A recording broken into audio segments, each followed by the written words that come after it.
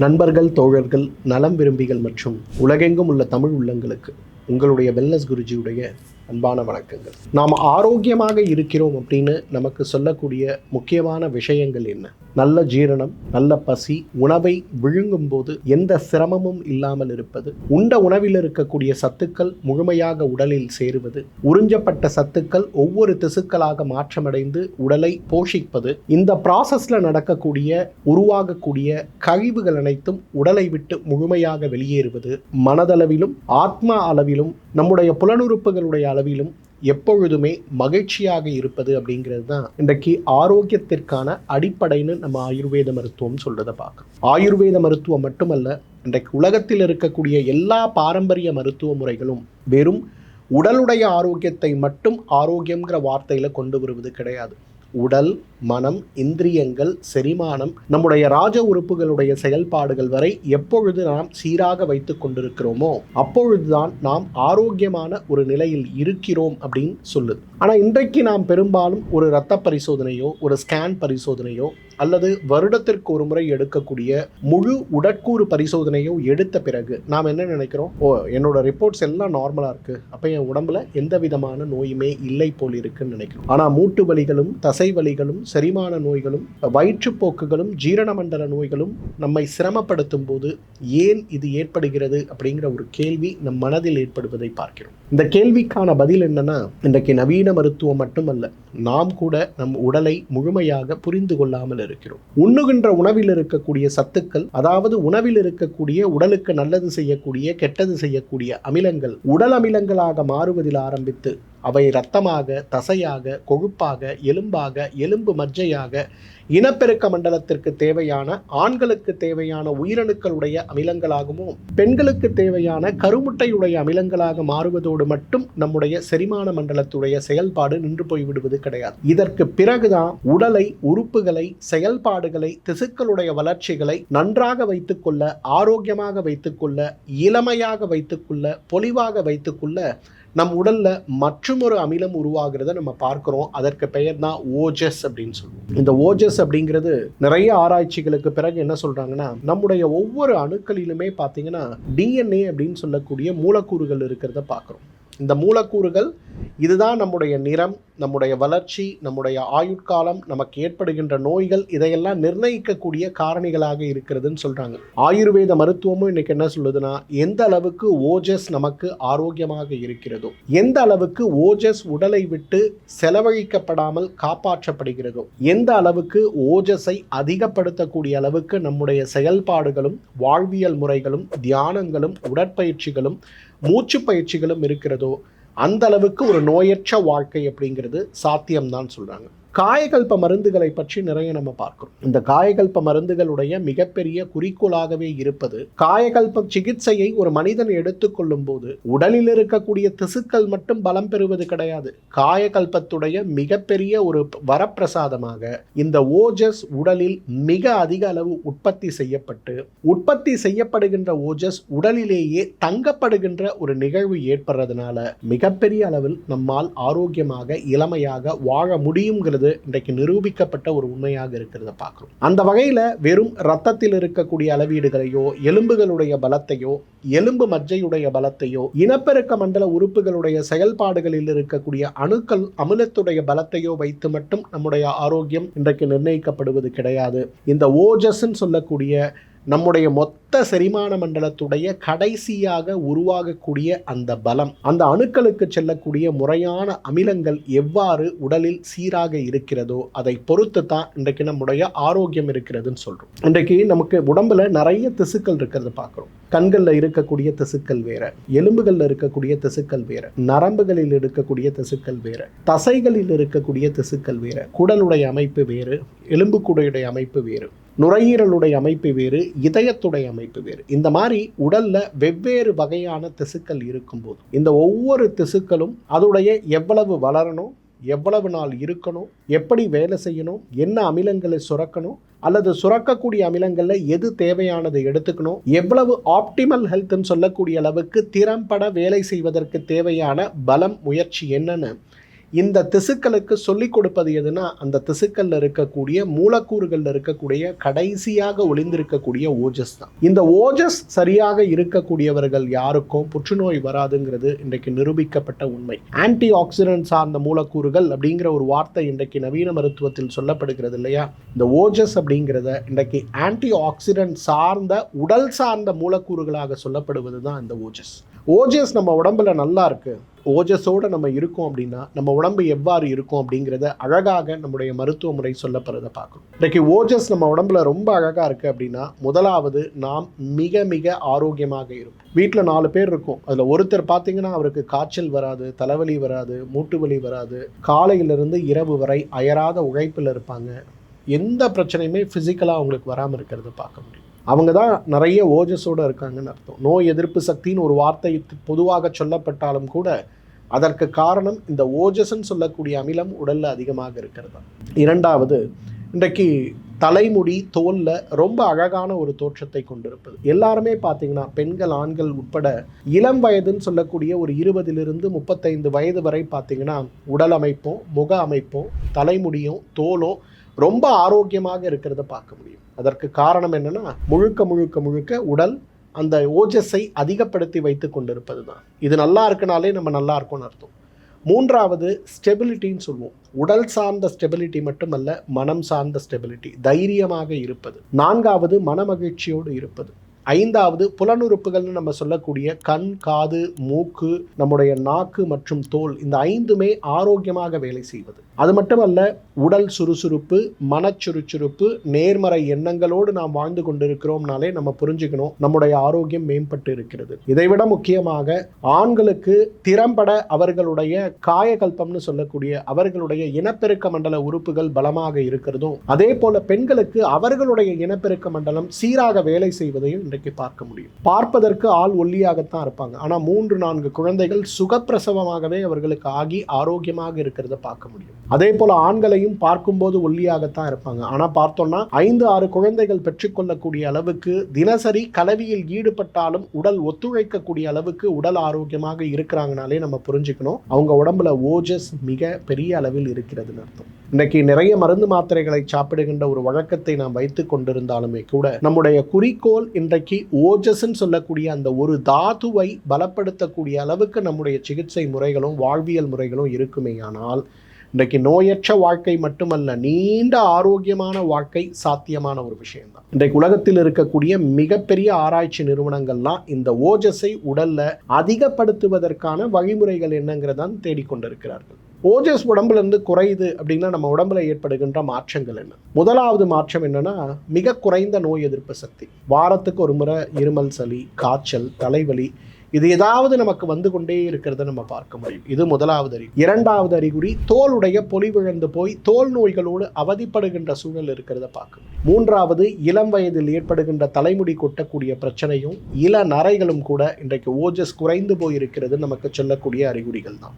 செரிமான மண்டலம் மிகப்பெரிய அளவில் அதோடைய செயல்பாடு குறைந்து போகும்போது உண்ண முடியவில்லை, உண்ணுகின்ற உணவு செரிக்க முடிவதில்லை வரக்கூடியது ஓஜஸ் உடைய மிகப்பெரிய அறிகுறியாக இருக்கிறது பார்க்க முடியும். ஓஜஸ் குறைந்து போயிருக்கிறது நமக்கு சொல்லக்கூடிய முதல் அறிகுறியாக இருக்கிறத பார்க்கிறோம். தோள்களில் ஏற்படுவது போலவே எலும்புகளில் ஏற்படுகின்ற பலவீனம், எலும்பு மஜ்ஜையில் ஏற்படுகின்ற பலவீனம், இரத்த சோகை சார்ந்த நோய்கள், உடல் திடீரென்று எடை குறைந்து போவது, கொழுப்பு அமிலங்கள் சார்ந்த வேறுபாடுகள் உடலில் அதிகரிப்பது, ஏன் ஆயுள் குறைந்து போவது கூட ஓஜஸ் நம்ம உடம்பில் குறைந்து கொண்டே வருகிறதுன்னு சொல்லக்கூடிய அறிகுறி தான். சர்க்கரை நோயுடைய கடைசி நிலைமை நம்ம சொல்லக்கூடிய மஜ்ஜா மேகம்னு சொல்லுவோம். அதாவது உடல்ல இருக்கக்கூடிய எலும்பு மஜ்ஜை போலவே சிறுநீர் ரொம்ப திக்கா சளி போல உடலை விட்டு வெளியேறுவதை நாம் பார்க்க முடியும். இதற்கு மஜ்ஜா மேகம்னு பேர். இந்த மஜ்ஜா மேகத்திற்கு மிக முக்கியமான காரணம் இந்த ஓஜஸ் உடலில் இருந்து முற்றிலுமாக குறைந்து போவதும் உயிரிழப்பு ஏற்பட போகிறதுன்னு நமக்கு சொல்லக்கூடிய அறிகுறியும் இருக்கிறத நம்ம பார்க்கணும். இது சார்ந்த சிரமங்களை நாம் மாற்ற வேண்டும், குணப்படுத்தி கொள்ள வேண்டும் அப்படின்னு வரும்போது ஓஜஸ் மற்றும் காயகல்பமாக நாம் சாப்பிடக்கூடிய சில மருந்துகளை எடுத்துக்கொள்ளும் போது உடலில் இருக்கக்கூடிய செரிமான மண்டலத்தில் ஆரம்பித்து இனப்பெருக்க மண்டலம் வரை இருக்கக்கூடிய எல்லா திசுக்களையும் பலப்படுத்தி கடைசியாக உருவாகக்கூடிய ஓஜஸ் பலமாகும் போது நிறைய நோய்கள் மட்டுமல்ல, இன்றைக்கு நோயற்ற வாழ்க்கைக்கு உதவும் உதவுகின்ற ஒரு மிகப்பெரிய அருமருந்தாக இவை இருக்கிறத பார்க்க முடியும். அந்த வகையில் இன்றைக்கு இயற்கையாக உணவை கொண்டு ஓஜஸை நாம் எவ்வாறு பலப்படுத்த முடியும்னு வரும்போது அதற்கு முதல் இடத்தில் நமக்கு உதவி செய்கின்ற அருமருந்து எதுன்னு பார்த்தீங்கன்னா அமுக்குரா கிழங்கு தான். இன்றைக்கு அமுக்குரா கிழங்குடைய பயன்களை பற்றி நிறைய இந்த 8-9 எபிசோட்ஸாக நான் தொடர்ந்து சொல்லிட்டு இருக்கேன். இன்றைக்கு ஆரோக்கியமான வாழ்க்கை வேணும்னா பெரிய அளவில் நம்ம மெனக்கட வேண்டியதே இல்லை. வெறும் அமுக்குரா சூரணத்தை எடுத்து காலை ஒரு வேளை மாலை ஒரு வேளை வெந்நீர் அல்லது பாலில் கலந்து 2-5 கிராம் வரை கலந்து வெறும் வயிற்றில் சாப்பிடுகின்ற ஒரே ஒரு முயற்சியை மட்டும் எடுத்து பாருங்களேன். மிகப்பெரிய அளவில் நம்முடைய ஆரோக்கியம் மேம்படுவது மட்டுமல்ல, நம்முடைய அந்த திசுக்களுடைய வளர்ச்சி, செரிமான மண்டலத்தில் ஏற்படுகின்ற ரசதாதுவில் ஏற்படுகின்ற தாது நஷ்டத்தில் ஆரம்பித்து இரத்தத்தில் இருக்கக்கூடிய நோய்கள், தசைகளில் இருக்கக்கூடிய நோய்கள், எலும்பு மண்டலத்தில் இருக்கக்கூடிய நோய்கள், கொழுப்பு மண்டலத்தில் இருக்கக்கூடிய நோய்கள், மஜ்ஜை மண்டலத்தில் இருக்கக்கூடிய நோய்கள், இனப்பெருக்க மண்டலத்தில் இருக்கக்கூடிய நோய்கள் வரை, ஓஜஸில் இருக்கக்கூடிய குறைபாடுகள் வரை மிகப்பெரிய அளவில் மாற்றம் அடைய செய்து நம்முடைய ஆரோக்கியத்தை மேம்படுத்துகின்ற மிக அழகான அருமருந்துகளில் ஒன்றாக இந்த அமுக்குரா கிழங்கு இருக்கிறத நிச்சயமாக நம்ம பார்க்க முடியும். அமுக்குரா கிழங்கை ஒரு உற்சாகபானமாக காலை ஒரு வேளை மாலை ஒரு வேளை எடுத்துக்கொண்டாலே இந்த ஓஜஸுடைய விருத்தி உடல் அதிகமாகிறதையும், காயகல்பம்னு சொல்லுகின்ற வகை, உடல் தேர்ச்சின்னு சொல்லுகின்ற வகை, ஒரு உடல்ல ஏற்கனவே ஏற்பட்ட நோயினால் ஏற்பட்டிருக்கக்கூடிய பலவீனங்கள் கூட படிப்படியாக மாற்றமடைவதையும் நாம் பார்க்க முடியும். தண்ணீர் விட்டான் கிழங்குடைய நல்ல பயன்களை பற்றி பார்த்துருக்கேன். எப்படி அமுக்குரா கிழங்கு சூடு குணத்தோடு இருக்கிறதோ அதே போல குளிர்ச்சி குணத்தோடு மிகப்பெரிய அளவில் ஓஜஸை வளர்க்கக்கூடிய சுலபமான உணவாக பயன்படுத்தக்கூடிய ஒரு அருமருந்து தான் தண்ணீர் விட்டான் கிழங்கு. எந்த அளவுக்கு தண்ணீர் விட்டான் கிழங்கை நாம் மருந்தாக அல்ல உணவாக பயன்படுத்துகிறோமோ, எப்படி அமுக்குரா கிழங்கை வெந்நீர் பாலோடு சாப்பிடுகிறோமோ அதே போல தண்ணீர் விட்டான் கிழங்கையும் வெந்நீர் பாலில் நம்ம சாப்பிடும்போது நம்முடைய ஆரோக்கியம் மேம்படுவதை நிச்சயமாக நாம் பார்க்க முடியும். சீந்தில் கொடி அமிர்தவல்லியின் பெயர் இருக்கக்கூடியது. இன்றைக்கு அமிர்தம் அப்படின்ற வார்த்தைக்கான அர்த்தம் ஏதோ சிறப்பாக கிடைக்கக்கூடிய மருந்து அப்படின்னு நம்ம நினைக்கிறோம். சீந்தில் கொடியிலிருந்து எடுக்கக்கூடிய சாறைத்தான் தேவர்கள் சாப்பிட்டு பல 1000 வருடங்கள் உயிரோடு இருக்கிறார்கள் அப்படின்னு சொல்லக்கூடிய அளவுக்கு மிகச் சிறப்பாக நம்முடைய வாழ்வில் நமக்கு உதவி செய்கின்ற அருமருந்து தான் சீந்தில் கொடி. எப்படி அமுக்குரா கிழங்கு மிகச்சிறந்த அளவுக்கு வாதத்தை குறைக்கக்கூடிய மருந்தாக இருக்கிறதோ, எப்படி தண்ணீர் விட்டான் கிழங்கு மிகச்சிறந்த அளவில் வாதத்தையும் பித்தத்தையும் குறைக்கக்கூடிய ஒரு காயகல்ப உணவாக இருக்கிறது, அதே போல சீந்தில் கொடி இன்றைக்கு பித்தத்தை குறைத்து உடலை ஆரோக்கியப்படுத்துகின்ற மிகச்சிறந்த காயகல்ப மருந்தாக இருக்கிறத பார்க்கணும். இந்த காயகல்ப மருந்துகளை பொறுத்தவரையிலும் இன்றைக்கு நிறைய நம்மில் சந்தேகம் ஏற்படும். நிறைய காயகல்ப மருந்து பயன்படுத்துறோம், நிறைய காயகல்ப மருந்துகளை பற்றி இன்றைக்கு சித்தர்கள் சொல்லியிருக்காங்க. எது எனக்கு நல்லது அப்படின்னு வரும்போது இந்த எல்லா விதமான காயகல்ப மருந்துமே அனைவருக்குமே நல்லது. காயகல்ப மருந்துங்கிற அந்த வார்த்தைக்கான அர்த்தம் நோய் பார்க்காம, வயது பார்க்காம, உடலமைப்பு பார்க்காம எல்லாரோடையும் எல்லா நேரங்களையும் பயன்படுத்தி ஆரோக்கியத்தை மீட்டெடுக்க உதவி செய்கின்ற மருந்துகள் தான் காயகல்ப மருந்துகள். அந்த வகையில் இன்றைக்கு சீந்தில் கொடி அதை சூரணமாக சாப்பிட்டாலும் சரி, சீந்தில் கொடியுடைய தீநீராக சாப்பிட்டாலும் சரி பெரிய பலன் கொடுக்கும். இன்றைக்கு இந்த கிரீன் டீ அப்படின்னு சொல்லக்கூடிய ஒரு கான்செப்ட் இன்றைக்கி மிகப்பெரிய அளவில் பார்ப்போம். கிரீன் டீனா எப்படி இருக்குன்னு நம்ம பார்ப்போம். கிரீன் டீனா பார்ப்பதற்கு பச்சையாக இருக்கணும், ஆனால் கிரீன் டீ பச்சையாக இருக்கா?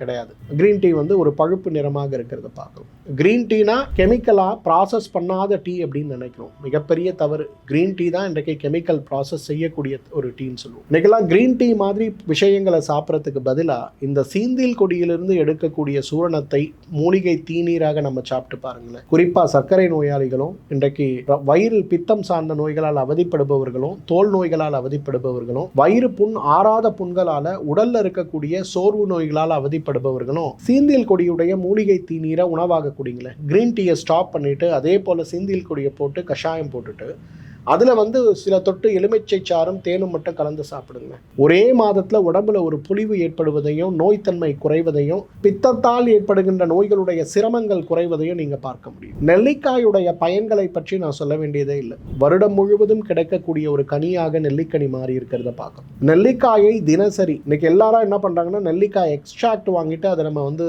சாறு கலந்து சாப்பிட்றோம். மிகப்பெரிய தவறு. இன்றைக்கு பச்சையாக பயன்படுத்தினால் மட்டுமே ஆரோக்கியத்தை நல்கக்கூடிய சில மூலிகைகளில் பொருட்களில் நெல்லிக்காய் ஒன்று. நெல்லிக்காய் சாறு நம்ம தினசரி குடிக்கின்ற ஒரு வழக்கம் வைத்து கொண்டாலே இன்னைக்கு நோயற்ற வாழ்க்கைங்கிறது நிச்சயம் சாத்தியம்தான். நம்மலாம் என்ன நினைக்கிறோம்னா, இன்னைக்கு நெல்லிக்காய் அப்படின்னு வரும்போது இதில் இருக்க விட்டமின் சி நமக்கு உதவி செய்யுது அப்படின்னு நினைக்கிறோம். நெல்லிக்காயில் இருக்கக்கூடிய கெமிக்கல்ஸை இன்னும் மிகப்பெரிய அளவில் பிரித்து பார்க்க முடியாத அளவுக்கு காம்ப்ளெக்ஸ் கெமிக்கல்ஸ் நிறைய இருக்குன்னு இன்னைக்கு ஆராய்ச்சியாளர்கள் சொல்றாங்க. எது ஈரல்ல வேலை செய்து, எது ரத்த குழாயில வேலை செய்துன்னே சொல்ல முடியல. நுரையீரல் மண்டலத்தில் எப்படி நெல்லிக்காய் இவ்வளவு பெரிய மாற்றத்தை கொண்டு வருகிறதுன்னு தெரியல. ஆனா நெல்லிக்காய் நுரையீரல் மண்டலத்துக்கான மிகச்சிறந்த மருந்துன்னு சொல்லுறோம்.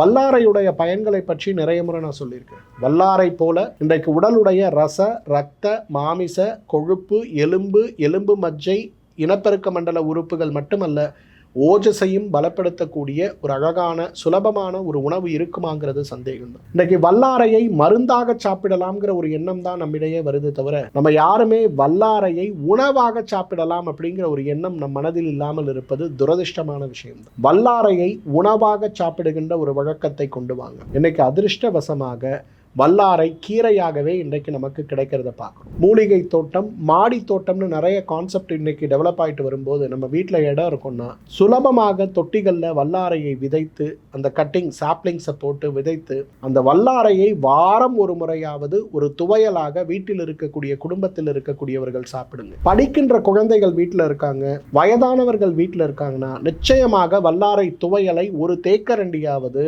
உணவில் தினசரி சாப்பிட முடியுமான்னு பாருங்க. அவ்வளவு பெரிய மாற்றத்தை நீங்க பார்க்கலாம். படிப்பில் கவனக்குறைவு இருக்கக்கூடிய குழந்தைகள், படிப்பு மேல் அக்கறை இல்லாமல் இருக்கக்கூடிய குழந்தைகள் கூட வல்லாரை சாப்பிடும் போது ஆரோக்கியம் மாறிவிடுவதை பார்க்க முடியும். இன்றைக்கு ஓஜஸை நம்ம அதிகப்படுத்தணும்னு வரும்போது அதற்கு மிகப்பெரிய அளவில் உதவி செய்யக்கூடிய அருமருந்தாக வல்லாரை இருக்கிறத நிச்சயமாக நம்ம பார்க்க முடியும். துளசியுடைய பயன்களை பற்றி இன்றைக்கு நம்ம சொல்லணும்னா, சாதாரணமாக நமக்கு ஏற்படுகின்ற இருமல், சளி சார்ந்த சிரமங்களிலிருந்து இன்றைக்கு புற்றுநோய் வரை தடுக்கக்கூடிய சக்தி துளசிக்கு உண்டு. அதனாலதான் துளசியை மிகப்பெரிய காயகல்ப மருந்தாக சொல்லுறோம். ஒவ்வொரு வீடுகளிலையும் துளசியை வைத்து பூஜை செய்து தினமும் ஒரு துளசி இலையை பிரசாதமாக சாப்பிட சொல்வதற்கான தாற்பயம் என்னதான் ஆன்மீக விஷயமாக இருந்தாலும் கூட, ஆரோக்கியத்துல துளசியை போல வேகமாக உடலுடைய ஆரோக்கியத்தை மேம்படுத்தக்கூடிய ஒரு மூலிகை உணவு இருக்குமாங்கிறது சந்தேகம் தான். எப்படி கிரீன் டீ சாப்பிட்றோமோ, எப்படி சீந்தில் கொடி டீ சாப்பிடுங்கன்னு சொல்றனோ, அதே போல துளசியை தீநீராக சாப்பிடுவதை நாம் வழக்கமாக வைத்துக் கொள்ள வேண்டும். வீடுகளில்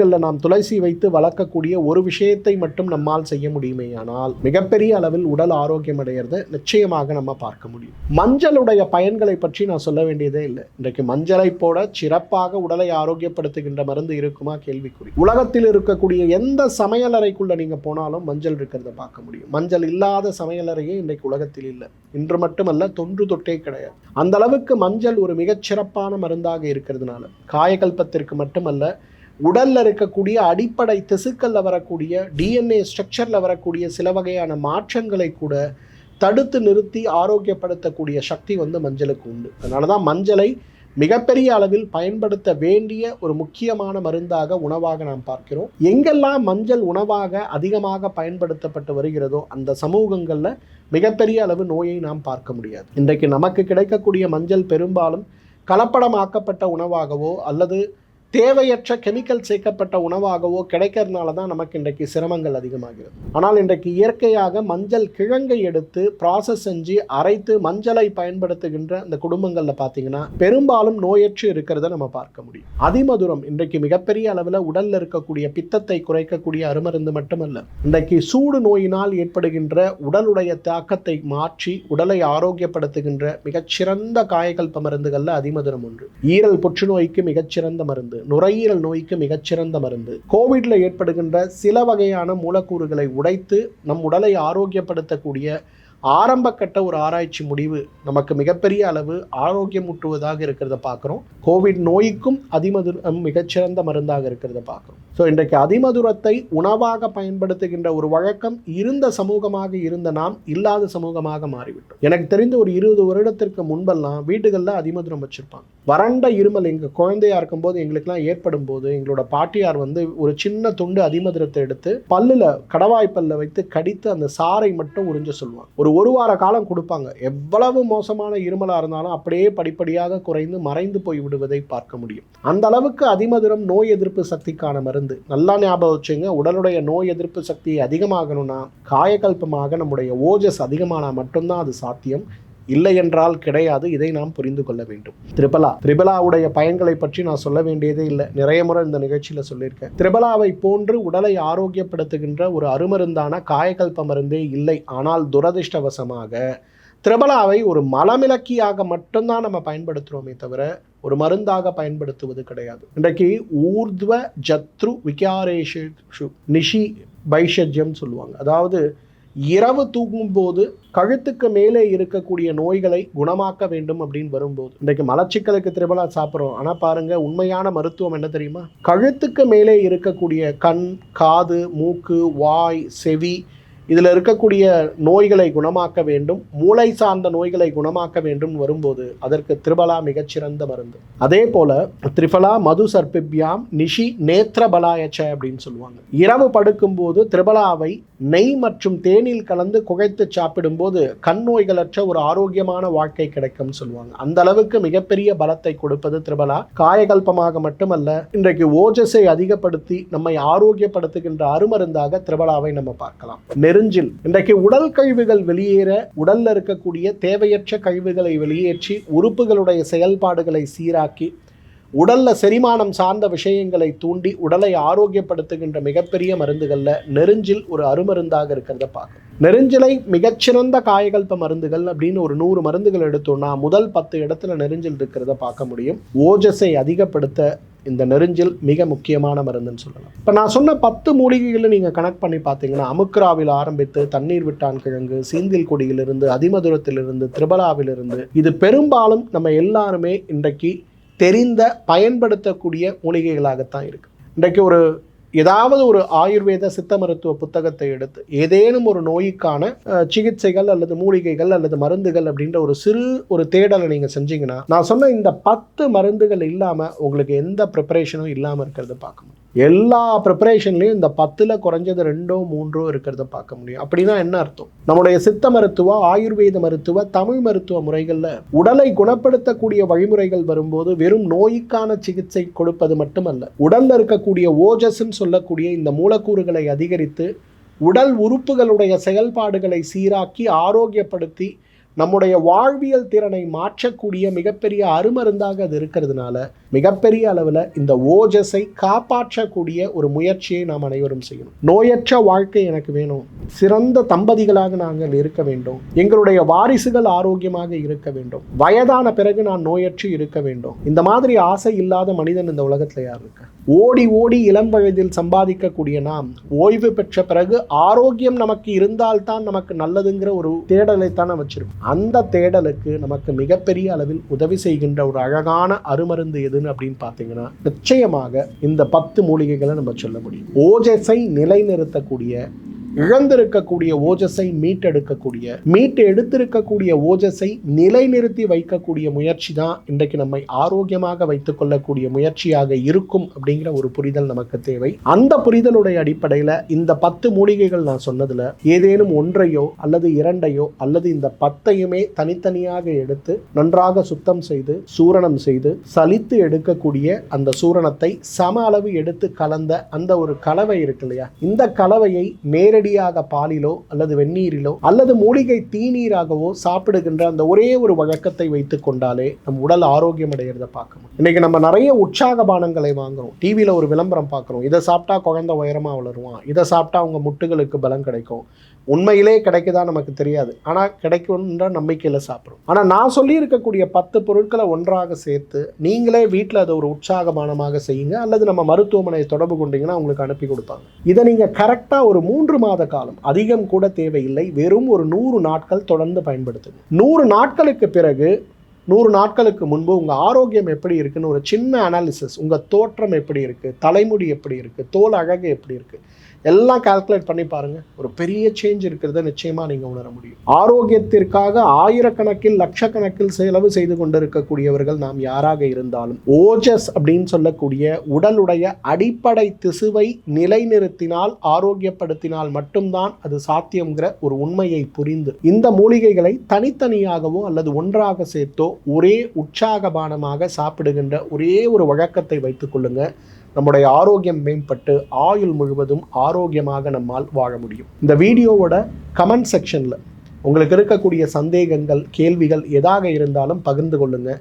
எனக்கு நேரம் கிடைக்கும்போது அதற்கான பதிலோ அல்லது அதற்கான வீடியோவோ நான் உங்களோட மீண்டும் பகிர்ந்து கொள்ள முயற்சி செய்கிறேன். அதே போல் உணவை கொண்டு ஆரோக்கியமாக வாழ்வது எப்படின்ற இந்த வீடியோவை, உணவை கொண்டு நோயற்ற வாழ்க்கை, ஆரோக்கியமான வாழ்க்கை, இளமையான வாழ்க்கை, பொலிவான வாழ்க்கை வாழ வேண்டும் அப்படிங்கிற இந்த வீடியோவை உங்களுடைய நட்பு வட்டாரங்களுக்கும், உங்களுடைய நண்பர்கள், தோழர்கள், நலம் விரும்பிகளுக்கும், உங்களுடைய சோஷியல் மீடியா ஹேண்டில்ஸ்லையும் ஷேர் பண்ண முடியுமான்னு பாருங்கள். மீண்டும் மற்றும் ஒரு ஆரோக்கிய குறிப்போடு உங்களை சந்திக்கிறேன். அதுவரை உங்களிடமிருந்து விடைபெறுவது உங்களுடைய வெல்னஸ் குருஜி. நன்றி, வணக்கம்.